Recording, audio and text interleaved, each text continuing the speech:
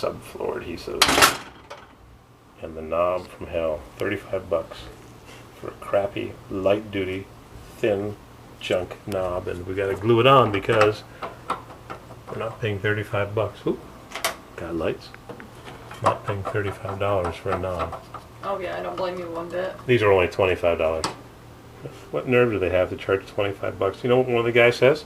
Well, they're being made in the USA again. They're not making them in China anymore, so that's why they charge $35. I would think it would be the opposite. Maybe ship them over from China. Exactly. Well, so much for buying stuff in the USA. Right. $35 for a knob.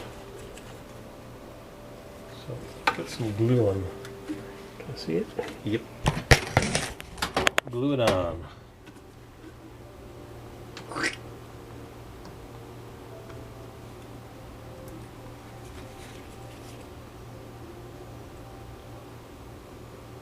Oops. Oh yeah, easier said than done.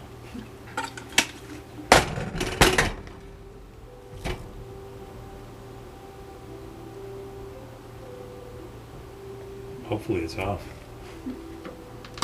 Do this one too while we're at it. They're so crappy made. I've got some that I took off of other ones that I've thrown away that are 20, 30, 40 years old. They've got a little metal insert. The plastic's twice as thick. Oh wow. Yeah, but the shaft doesn't protrude on them. They're flush in the back. The knobs, the shaft sticks out of the... Wow. The shaft sticks out on the other ones. It's different. Oops. Huh. A little overdone on this one.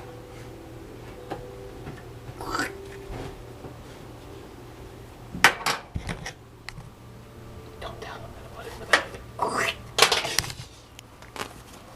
Got a little bit too much on this one.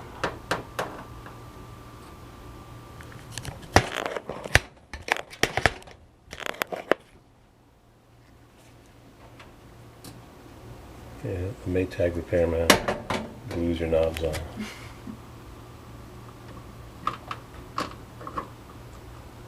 There.